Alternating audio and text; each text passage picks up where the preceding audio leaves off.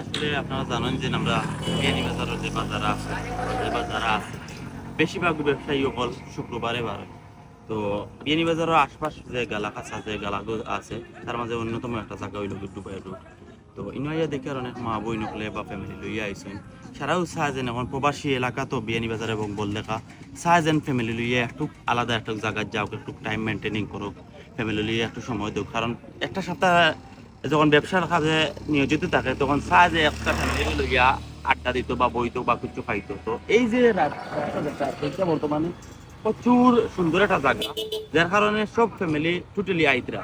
আর এই যে জায়গাটা এখন বর্তমানে আইছে রিক্সি জায়গা হয়ে গেছে কারণ যে বা যারা আছেন বাইকার বিশেষ করিয়া যে বাই যারা আছেন আপনারা যে ওই যে মুন্ডা মুন্ডি বা এই সেই অন্যান্য সাইড গুলো আছে একটু খোঁচাইতে গিয়া করলেও পারোই এই জায়গাটা পুরো টোটালি রিক্স হয়ে গেছে একটা ছবি তোলার মতো কোনো পরিবেশ নাই। তো যাই হোক আপনারা মাথার মাঝে ওটা নিবা আর যে বা যারা আইবা একটু সতর্ক আপনারা যারা ভিডিও শুট করবা ছবি তুলবা একটু সতর্ক থাকবা কারণ ওই জায়গার মাঝে একটু আগে একটা অ্যাক্সিডেন্ট হইতে আছে। ধন্যবাদ, ভালো থাকবেন।